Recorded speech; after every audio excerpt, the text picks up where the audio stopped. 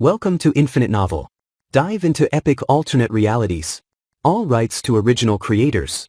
Chapter 15, The man who kept failing upwards. There was silence aboard Buggy's pirate ship. Everyone knew that Buggy had lost, and lost miserably, but no one dared to speak. Finally, Vice Captain Moji broke the silence. The captain has been defeated, should we go and rescue him? Moji stared at Buggy's pitiful state through the telescope, hesitating. If they did not go, it would seem heartless toward Captain Buggy, but if they did go, it would be risking their own lives. Go to hell. I'm not dying for him. Alvida rejected the idea without hesitation. She and Buggy were just partners. There was no need for her to throw her life away for him. If the opponent were just an ordinary pirate with a bounty of around 30 million, she might have considered it. But this was Cealan, the strongest bounty hunter who dominated the East Blue. She had witnessed the fight just now. Buggy had sworn that his chop fruit made him invincible against Cealan, but in the end, he was crushed in less than 2 seconds. There was no point in trying to save him. The first slash missed, yet it still split the sea wide open. That terrifying power was something Alvida had never seen in her life. She had no doubt that if that slash had struck their ship, every person on board would have been killed instantly.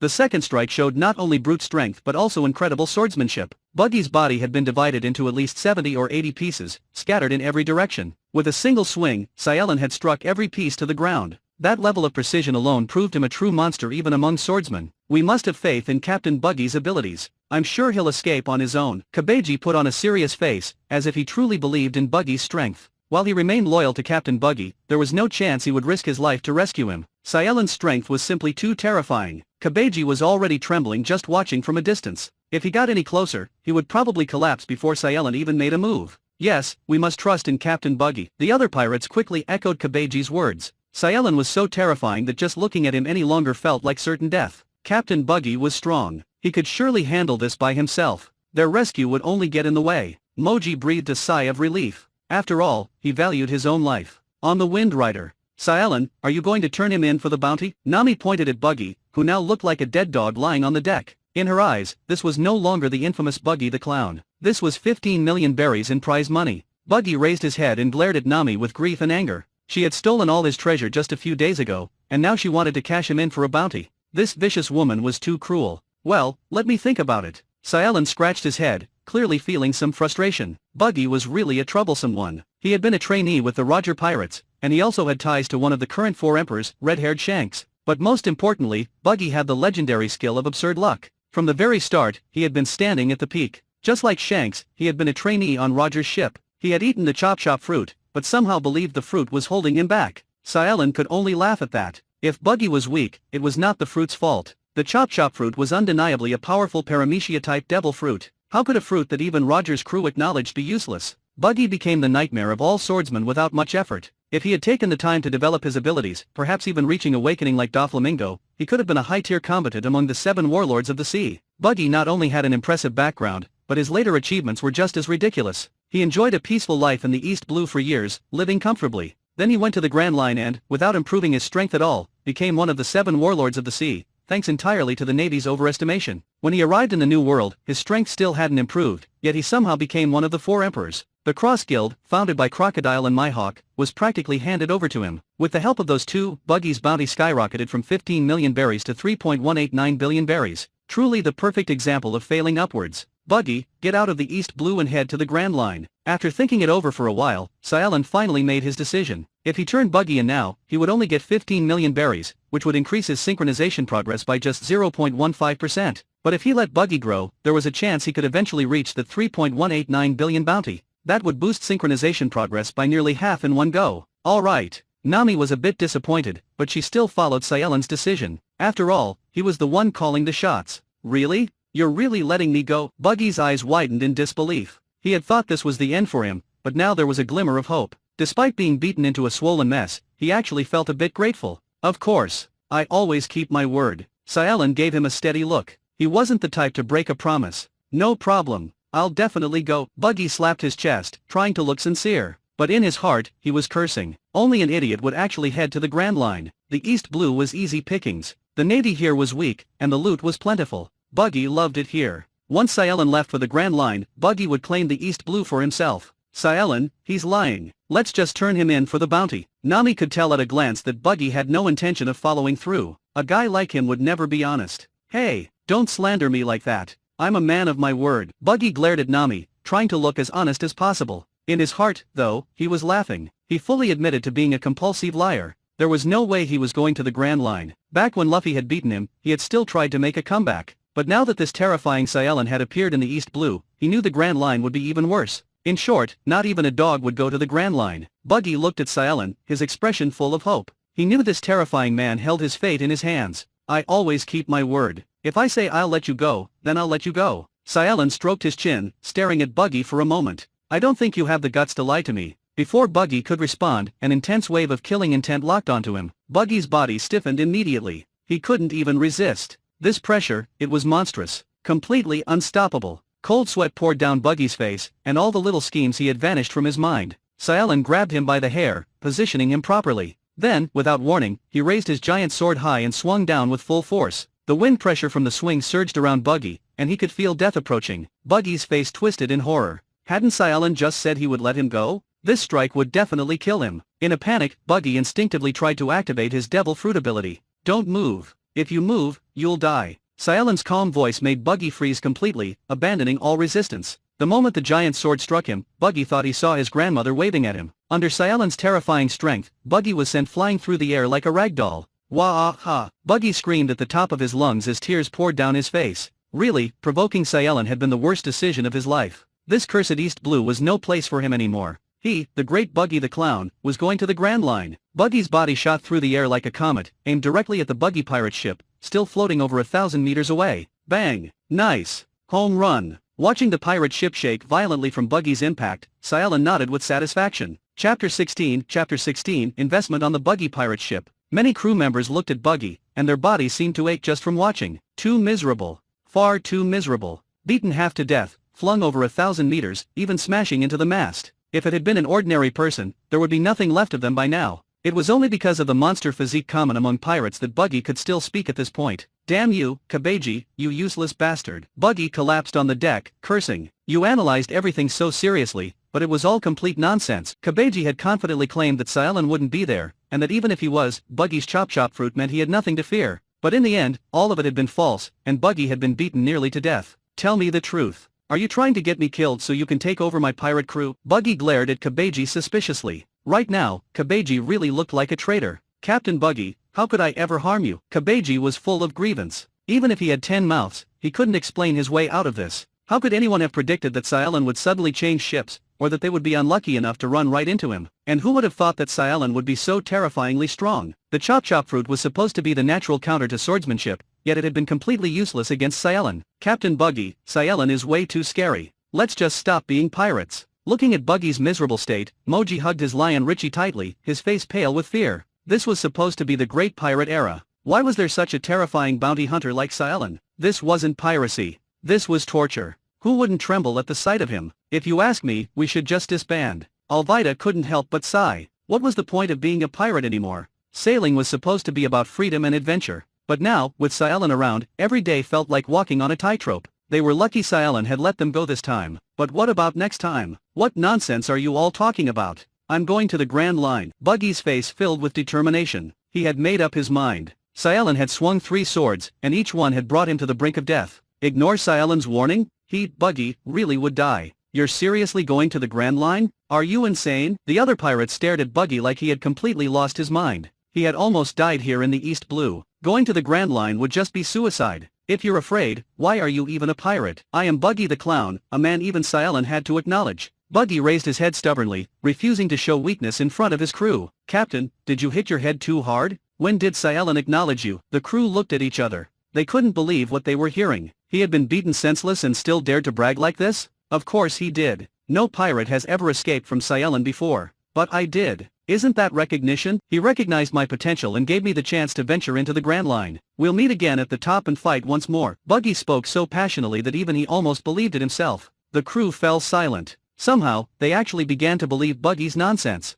Suddenly, a slash flew from the Windrider, landing in the sea right next to the Buggy pirate ship. In an instant, massive waves surged, nearly overturning the ship. Everyone gasped, drenched by the seawater. Such a powerful slash had been sent from thousands of meters away. If it had struck their ship directly, they would all be dead. Captain, is this what you meant by recognition? Several crew members looked at Buggy with confusion. This didn't feel like recognition at all. It felt like a clear threat. Ha ha ha. Yes. This is exactly Cealan's way of encouraging me. Buggy forced out a laugh, pretending not to care about the slash. Full speed ahead. Let's make a name for ourselves in the Grand Line. Buggy grabbed the helm himself and turned the ship toward the Grand Line. The crew was shocked by their captain's spirit. None of them noticed his trembling legs. Buggy knew very well that if he didn't leave now, the next sword would definitely hit the ship directly. He was scared out of his wits. The only thing he could do was flee to the Grand Line as quickly as possible. Facing Cealan again was something he absolutely did not want. Watching the pirate ship rush off toward the Grand Line, Cealan sheathed his giant sword with satisfaction. Cealan, why would you let him go? That was easy money delivered right to your door.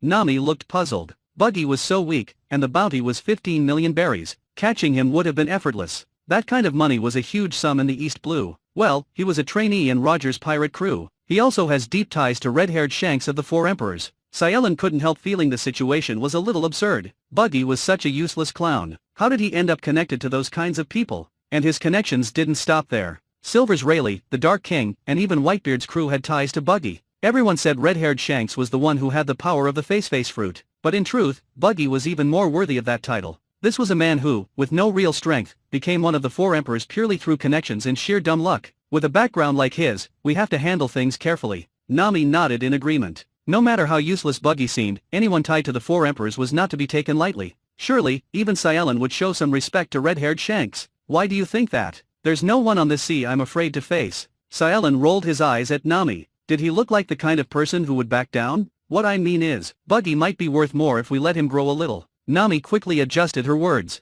She knew Cealan was not the type to shy away from a fight. The Arlong pirates had connections to the 7 warlords of the sea, but Cealan had wiped them out without a second thought. Not a single fishman had survived. That's right. With his status, his bounty could easily double to 30 million berries. If we catch him then, the profit will be much higher. Nami's eyes sparkled. This was a great deal. A little patience, and they could double their earnings. 30 million, too small. Far too small. Just based on his history as a trainee of the Roger Pirates, he's worth at least 1 billion berries. Cealan shook his finger. Nami still hadn't seen enough of the world to understand how valuable Buggy's background truly was. In fact, Cealan was holding back. He didn't want to scare her. Wah! 1 billion berries, Nami gasped, her eyes widening in shock. She couldn't even imagine that kind of money. She had worked for 8 years, tricking and robbing countless pirate crews, just to scrape together 100 million berries. 1 billion? That was on a whole other level. Even the 7 warlords of the sea in the newspapers rarely had bounties that high. Buggy is only worth 15 million berries right now. If he reaches 1 billion, that's... Nami counted on her fingers, calculating frantically. That's 66 times more. Nami's eyes turned into berries. This was an investment worth waiting for. She looked at Buggy's pirate ship in the distance as if she were staring at a golden mountain that would keep growing on its own. Watching Nami's expression, Cealan chuckled to himself. 1 billion berries wasn't even Buggy's limit. Who would have thought that this ridiculous clown would one day stand at the top of the Four Emperors, with a bounty of nearly 3.2 billion berries? The seed Cealan had just planted would one day bring him a return of 200 times. Stop daydreaming, little money grubber. How long until we reach Lobetown? Cealan waved his hand in front of Nami's face, snapping her out of her thoughts. At this speed, we'll arrive early tomorrow morning. Nami quickly gave her estimate. Perfect. We'll collect the bounties, then head straight for the Grand Line. Cealan nodded with satisfaction. At this pace, they would reach the Grand Line the day after tomorrow. Chapter 17 Acquired East Blue, Lobetown, Marine Base. Cealan and Nami dragged a large sack into the Marine Base. Inside were the captured members of the Arlong pirates. In order to capture these guys, Cealan had even left his giant sword on the ship. Mr. Cealan, this is the total bounty for the Arlong pirates, 45 million berries. A marine respectfully handed over a box, opening it to count and display the contents before Cealan. Not bad. Cealan took the box and nodded with satisfaction. His berries had already been spent, and now he would need another 100 million berries to further improve his synchronization progress. These 45 million berries were just enough to keep his pocket money. Nami, here, take 2 million berries and go buy yourself something. Cealan casually handed Nami 2 stacks of berries, all in 10,000 berry notes. In his eyes, berries meant little. If they could not be used to increase his strength, they were no different from waste paper. 2 million berries might sound like a lot, but in reality, it was equivalent to only about $20,000 in purchasing power. Cealan, you're the best. Nami's eyes sparkled as she threw her arms around Cealan's neck and kissed him on the cheek. Although she had once held 100 million berries to save her village, she had never spent this much freely for herself. Alright, I'm off to shop. Nami ran off, her face flushed red. She was naturally lively and bold, but this was her first time being this close to a man. She couldn't help but feel a little shy. Haha, that was unexpectedly sweet. Cealan touched his cheek where she had kissed him, feeling pleased. Girls like Nami were always likable. Well, since I'm here, I might as well take a look around. Carrying the rest of the berries, Cealan strolled through the streets, sampling all the snacks and street food along the way. This feels great. After biting into a skewer of grilled meat, the delicious juices bursting in his mouth, Cealan couldn't help but narrow his eyes in satisfaction. Suddenly, a soft body bumped into him. Cealan immediately felt an incredible softness pressing against his chest. No way, did someone just run into me with their chest? Cealan was full of question marks. Sorry. Are you alright? Tashiji's flustered voice came from below as she bowed stiffly to Cealan. But as she bent down, the red-rimmed glasses on her nose slipped off and fell to the ground. Ah, my glasses, my glasses. Tashiji squinted, her vision blurry as she fumbled around the ground in a panic. Seriously? Cealan sighed. So there really was such a clumsy beauty in the world. He bent down, picked up the glasses, and gently placed them into Tashiji's searching hand. Thank you so much. Tashiji quickly put on the glasses and bowed again, her face bright red. You're welcome, careless little marine. Cealan looked at the flustered Tashiji and smiled softly. What could he say? Now he kind of wanted to recruit this one. I'm not careless. Tashiji's face turned even redder. She wanted to argue, but clearly lacked the confidence. Her voice grew quieter and quieter until it was barely a whisper. I'm usually very reliable. How embarrassing. Tashiji lowered her head, staring at her toes, which kept fidgeting in place. She felt so awkward she wanted to dig a hole and hide. Alright, I believe you. Cealan nodded gently, not teasing her further. He knew Tashiji well. She was a beautiful girl with a strong sense of justice and incredible bravery. Really? Thank you. Tashiji's eyes lit up in surprise. She bowed again gratefully. But as she bent down, the glasses she had just put back on began to slip off her face again. This is the worst. So embarrassing. Tashiji closed her eyes, already bracing herself for the familiar sound of her glasses hitting the ground. But the expected clatter never came. When she opened her eyes, she saw two fingers holding her glasses firmly in place. Tashiji looked up, her gaze meeting Cealan's gentle smile. Looking at his masculine and handsome face, she felt a strange flutter in her chest. Thank you. I'm Tashiji, a Master Chief Petty Officer of the Marines. Tashiji quickly extended her right hand towards Cealan, hoping to introduce herself properly. You're welcome. I'm Cealan, just a humble bounty hunter. Cealan reached out and shook her hand, giving his name. Cealan, bounty hunter. The name, the appearance, the giant sword. The details Tashiji had just overlooked due to her flustered state now all came together. You're Cealan, the strongest bounty hunter in the East Blue. Tashiji's mouth fell open in shock.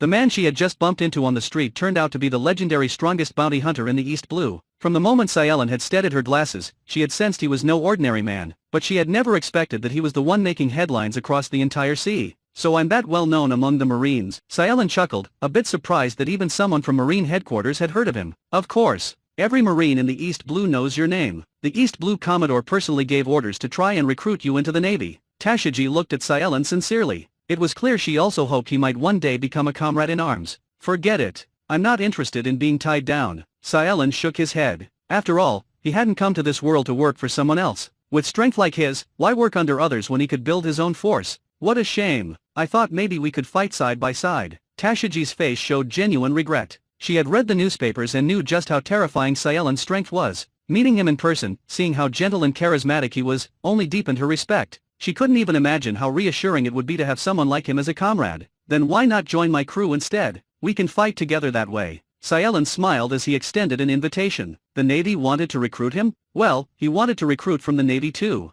Finding trustworthy allies among pirates was like fishing gold out of sewage. There were a few good ones, but they were rare. But the Marines, at least, were trained, reliable, and mostly aligned with justice. Much easier to work with. And me, Tashiji was stunned. I want to collect all the famous swords in the world and keep them from falling into the hands of evil pirates. I want to use my Marine salary to buy up every famous sword. For a moment, Tashiji wavered, but she still shook her head. With the Navy's salary, you'll never be able to achieve that dream. Cealan's voice was calm but firm. It was the truth. The famous swords of the world were worth more than a fortune. Some were priceless. With a sergeant's salary, Tashiji could never hope to buy even one. Without saying a word, Cealan quietly opened the box of bounty money in his hands. After giving Nami 2 million berries, he still had 43 million remaining. Stacks of neatly bundled berries filled the box, their ink still fresh. Or rather, that was the smell of money. Tashiji's eyes widened. Just how many famous swords could someone buy with this much money? Every famous sword is tied to the life of a swordsman. Very few are ever willing to sell. Cealan's words poured cold water on her excitement, snapping her back to reality. Tashiji fell into silence, looking down, unsure of what to do. I'm heading to the Grand Line soon. There are far more famous swords there than here in the East Blue. Join me. Help me hunt down the pirates who misuse those swords and take them back from evil hands. Cealan smiled softly, his words like the whisper of a devil's temptation. Be good. Join my crew. He reached out his hand again, inviting her. Tashiji's expression shifted as she wrestled with her decision. Finally, she raised her head, eyes clear with determination. Then, please take care of me. She firmly grasped Cealan's outstretched hand. Looking at the serious and determined Tashiji, Cealan smiled faintly. Partner +1. Chapter 18, Freedom. Cealan, the Commodore is here to see you. Nami shouted excitedly as she rushed over, followed by a group of Marines. Leading the Marines was Commodore Cealan, with Smoker standing beside him. Nami never thought she would one day be associated with such a high-ranking figure. What's going on here? Seeing Cealan chatting and laughing with Tashiji, Nami and the Marines behind her were stunned. Nami walked up to Cealan, feeling a surge of jealousy in her heart. They had only been apart for a short while, yet here was another young woman already acting so close to him. Smoker and the Marines from Lobetown were also confused. Wasn't that their own Tashiji? Why was she being so friendly with Cealan? But with the Commodore present, they were too embarrassed to question it out loud. So you are Cealan, truly young and promising. Cealan broke the awkward silence. He was not here to watch the younger generation bicker. I am Ames Cealan of Marine Headquarters, currently serving as the overseer of the East Blue. Cealan formally introduced himself, showing great respect towards Cealan. I'm Cealan Alaric, a bounty hunter. So, what brings you here to speak with me? Cealan responded politely, but his tone was indifferent. He showed little regard for Cealan. After all, this was a branch that had allowed a disgrace like Nezumi to operate unchecked. Their strength was unimpressive, and Cealan felt no obligation to show deference. The incident with Nezumi was a major scandal within the East Blue, though the information had been suppressed. Only Cealan and a few high-ranking officers were aware of the truth. The surrounding Marines, unaware of the real situation, glared at Cealan. To them, Cealan was the highest-ranking officer in the East Blue and an admired figure among countless Marines. Even if Cealan was the strongest bounty hunter in the East Blue, showing such disrespect was hard for them to accept. Silence!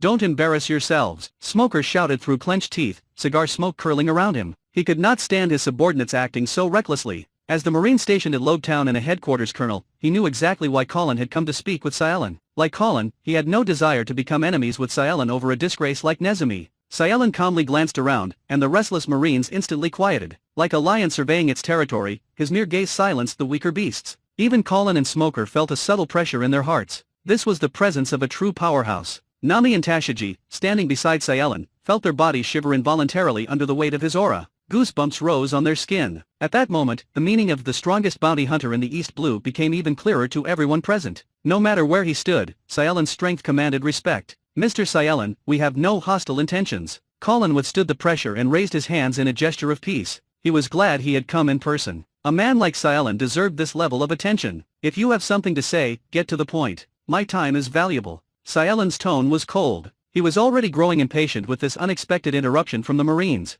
Cealan looked at Cealan carefully, gauging his reaction before continuing. I would like to officially invite you once more to join the Marines. If you agree, you will be promoted directly to headquarters captain and placed in the core training sequence. With your potential, there is no doubt you could one day stand among the 3 admirals. Cealan's expression was sincere as he spoke. This was the highest offer he had been able to secure from Marine headquarters, an unprecedented invitation. He had fought hard with Fleet Admiral Sengoku for this opportunity, hoping to dispel the ill feelings caused by the Nezumi incident. Cealan was confident that no one could refuse such generous conditions. The surrounding Marines were all stunned, staring at Cealan with envy. If he agreed, he would soar to the top immediately. Starting as a headquarters captain and entering the elite training program, this was the kind of opportunity they could not even dream of. Cealan's evaluation of Cealan was that he had the potential to reach the level of admiral. Admirals were the highest combat force of the world government, viewed as nightmares by countless pirates and held in awe across the seas. Even Nami and Tashiji looked at Cealan nervously. If he accepted, what would happen to their plans? It sounds good, but I refuse. Cealan did not hesitate at all and rejected Cealan's invitation outright. It was not a matter of position. Even if they offered him an admiral's seat on the spot, he had no interest in becoming a dog for the Celestial Dragons. Joining the Marines was out of the question. That said, he was still willing to recruit from the Marines. Their training produced good talent. He, actually refused. Many of the Marines found it hard to believe. Faced with such favorable terms, Cealan had declined so casually. For a moment, several Marines felt deeply shaken. The position and benefits they had longed for meant so little in Cealan's eyes. Why? Can you tell me your reason? Cealan was stunned. This was not the outcome he had expected. Could anyone truly walk away from such an offer? Cealan stared at Cealan, genuinely wanting to understand his mindset. I don't want to be tied down. I simply want to do as I please. Cealan's reply was calm and direct. In this world, he would live as he wished. No one could restrict him. No one could force him to do what he did not want to do. Just because of that? Do you even understand what you're giving up? The full training resources of the Marines. Rokushiki, haki, swordsmanship, and guidance from veteran instructors. You would develop your potential faster than anyone else. You would grow into a top-level powerhouse in record time. Cealan could understand Cealan's attitude, but not his choice. As someone deeply embedded in the Navy, Cealan was aware of its darker aspects. The heavenly tribute, the celestial dragons, the political manipulations, he knew all of it. But compared to the offer laid before Cealan, all of that seemed trivial. Cealan continued to describe the privileges and resources of Marine elites, hoping to sway Cealan's decision. I still refuse. Faced with Cealan's tempting promises, Cealan did not waver in the slightest. If not for his current situation, maybe he would have considered climbing the ranks of the Marines. But with the Heroic Spirit Synchronization System, his strength could grow at an absurd rate. There was no need to subject himself to anyone else's control. Swordsmanship and physical prowess? His Heracles template already provided that. Haki? He would find crocodile and harvest that experience for himself. If he wanted to go even further, Kaido was waiting, and 3 stick lessons would be more than enough to teach him. Why waste time climbing the Marine ladder when his system allowed him to grow faster on his own? In that case, I won't push further. If you ever change your mind, the Marines will always welcome you. Cealan looked disappointed but kept his composure, maintaining a respectful attitude toward Cealan. Even if such an independent powerhouse could not be recruited, it was important not to become his enemy. Cealan was not too disheartened. After all, he still had a backup plan. Chapter 19, Hunter License? Since you don't want to join the Marines, please accept this Hunter License. Cealan looked at Cealan seriously and took out a certificate. Hunter License. Cealan wondered if he had misheard. What was this? He didn't remember anything like this existing when he watched the anime. A Hunter License is a professional certificate issued by the Marines to bounty hunters. Anyone who holds it is considered a friend of the Marines and holds the same status as a Marine headquarters colonel. The license holder also receives a monthly salary. During your travels, you can resupply at any Marine base and request assistance from the Marines. When you need to enter the New World, you can cross the Red Line directly without having to sneak through the sea beneath it. Cealan handed over the Hunter License solemnly, hoping that Cealan would accept it. The Marines stationed at Lobe Town were all stunned. This was the first time they had ever heard of such a certificate. Wasn't this a bit too generous? Among the Marines present, aside from Cealan, only Smoker held the rank of captain. A bounty hunter who wasn't even part of the Marines was now being given the same treatment as a Marine captain, simply by holding a Hunter License.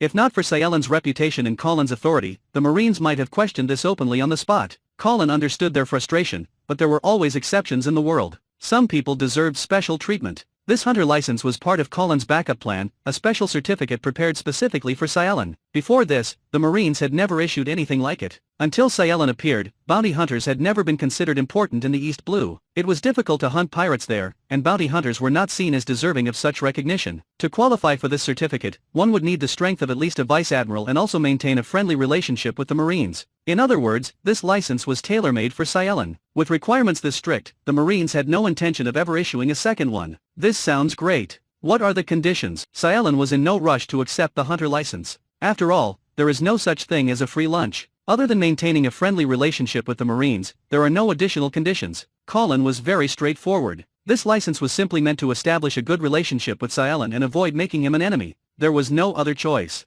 Cealan's potential was too great. He was a bounty hunter inclined toward the Marines. Even if he wouldn't join the Marines, they couldn't afford to push him into the pirates' camp. The world government was willing to recruit pirates by creating the 7 warlords of the sea, even at the cost of its own dignity. So giving Cealan, who currently had the strength of an elite vice admiral with the potential to become an admiral, a Hunter License was perfectly reasonable. In that case, I will accept it. I hope we can have a good partnership going forward. With that, Cealan no longer hesitated and took the Hunter License. For now, he had no intention of going against the Marines. Besides, bounties were issued by the Marines, so there was no harm in accepting their goodwill. If the Marines ever provoked him, it would not stop him from getting angry at that time. Happy cooperation. Cealan let out a sigh of relief and shook hands with Cealan, his face full of joy. Ever since Nezumi had been killed by Cealan, Cealan had been worried that Cealan would hold a grudge against the Marines. Now that Cealan had accepted the Hunter License, Cealan could finally set his mind at ease. Well then, if fate allows, we'll meet again. Taking Nami and Tashigi with him, Cealan turned and left. The purpose of coming to Lobe Town had been accomplished, and they had unexpectedly obtained the Hunter License.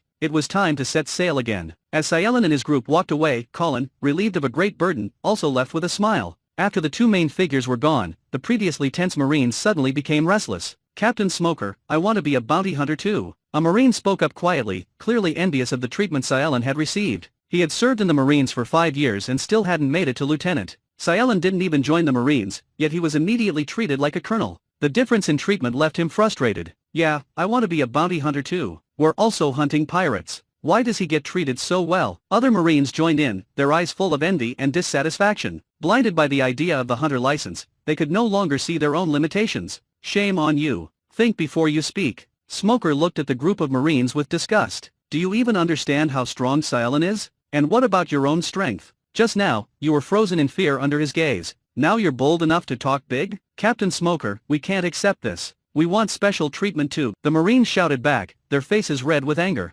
Normally, they feared Smoker's authority, but now their jealousy had overwhelmed their reason. Disobedient, are you? Dissatisfied, are you? Do you even know how strong Cealan is? Weren't you the ones trembling in fear just a moment ago? You must be one of them. Smoker removed his cigar and blew a puff of smoke directly into the face of the Marine who was causing the most trouble. The Marine choked and coughed from the smoke but still stared at Smoker stubbornly. I may not be as strong as him, but I've contributed to the Marines. Thinking back to Cealan's imposing presence, the Marine's body trembled uncontrollably, but he refused to back down. As a Marine stationed in Lode Town, he had captured many pirates and believed his contributions were significant. He often bragged about them. Cealan wiped out all the pirates in the entire East Blue. Do you think the petty thieves you caught can compare to that? Smoker scoffed. The total bounty of the pirates captured by these Marines was only about 5 million berries. Compared to Cealan's record, that wasn't even 1%. If Cealan had joined the Marines, based on his achievements alone, he would more than qualify to be a Commodore. Smoker jabbed his finger into the Marine's chest repeatedly, forcing him to step back again and again. Finally, the Marine collapsed to the ground, his spirit broken. The other Marines no longer had the same energy. One by one, they lowered their heads like defeated quails. If any of you want the same special treatment as Cealan, I'll transfer you to the West Blue right away. You don't even need to clear out the entire West Blue. Flatten half of it, and I'll personally make you a captain. Smoker swept his gaze across the room. Not a single Marine dared to step forward. Everyone lowered their heads.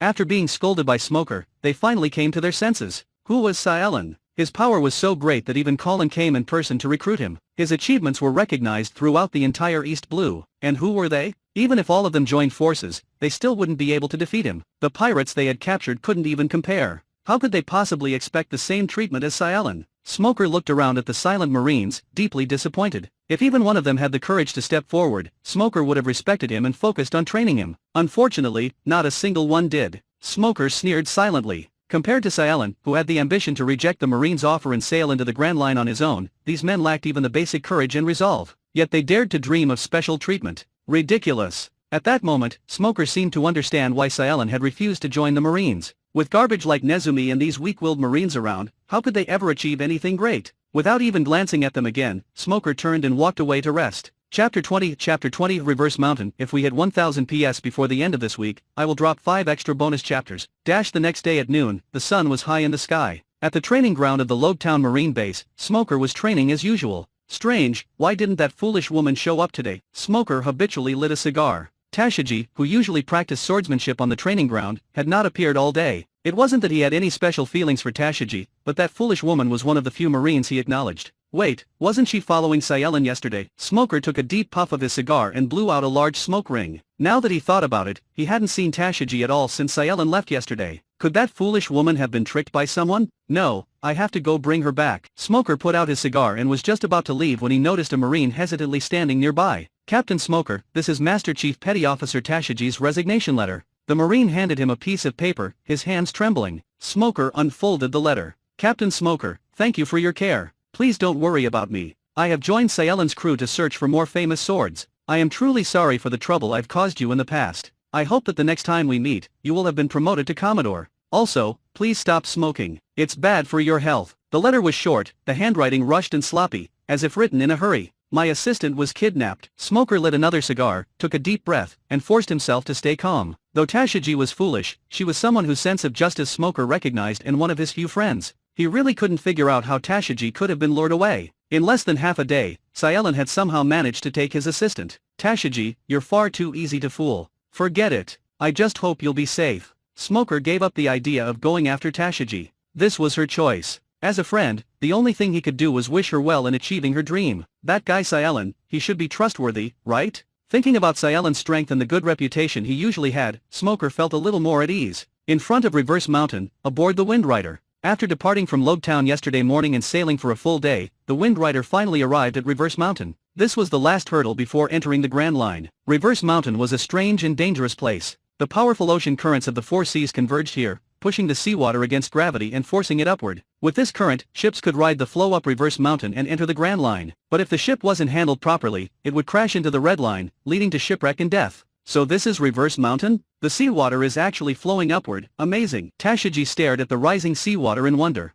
She had come from Marine headquarters and usually traveled between the Grand Line and the East Blue without having to pass through Reverse Mountain. Marine warships had their own propulsion systems and seastone-coated hulls, allowing them to pass through the calm belt and enter the Grand Line safely. Compared to Tashigi's amazement at the marvel of Reverse Mountain, Nami looked a little anxious. The roaring sound of the current smashing against the mountain walls echoed in her ears. The violent sea current struck the rock face, instantly turning the seawater into mist. If the ship got caught in it, it would be shattered instantly. In the narrow channel, the seawater surged upward at terrifying speed. If the ship wasn't steered properly, it would be flung into the air and smashed onto the Red Line. Every aspect of this place posed the ultimate challenge for a navigator. This place is dangerous. Can we really make it through safely? Nami bit her lower lip, feeling nervous. Even though she believed she was the best navigator in the East Blue, she still felt fear when facing such a deadly challenge. Relax. We all believe in your skills. Right, Tashigi? Cealan gently patted Nami on the back, trying to soothe the nervous navigator. Yes, I believe in Nami too. Tashigi nodded earnestly. Although she had only joined the crew yesterday, she was sincere and willing to trust her companions. Why are you two so confident in me? Nami couldn't understand where Cealan's confidence in her came from. Because you're the best navigator in my eyes. Of course I believe in you. Faced with Nami's question, Cealan simply smiled and gave her encouragement. This was top-level navigation talent. A little Reverse Mountain was nothing for her. Because we're companions. We have to trust each other. Tashigi didn't think too much about it. To her, trusting each other was just the natural thing to do. Since you say so, I won't let you down. Nami exhaled slowly, her eyes now full of determination. Both of her partners trusted her completely. She couldn't disappoint them. It was just a mountain. She was determined to conquer it. Get ready. I'm going in. Nami gripped the helm tightly and turned it with force. The Wind Rider followed the upward current, charging up Reverse Mountain. The raging currents rocked the ship violently. Sea spray and strong winds lashed the deck. Tashigi stood beside Nami, helping her control the helm. Cealan stood motionless at the bow of the ship, allowing the waves to batter against him as he stood firmly. He was there as insurance in case anything went wrong. As they approached the summit, the currents from the other three seas collided, creating a massive wave several dozen meters high that surged toward them. Cealan, there's a wave. Our ship is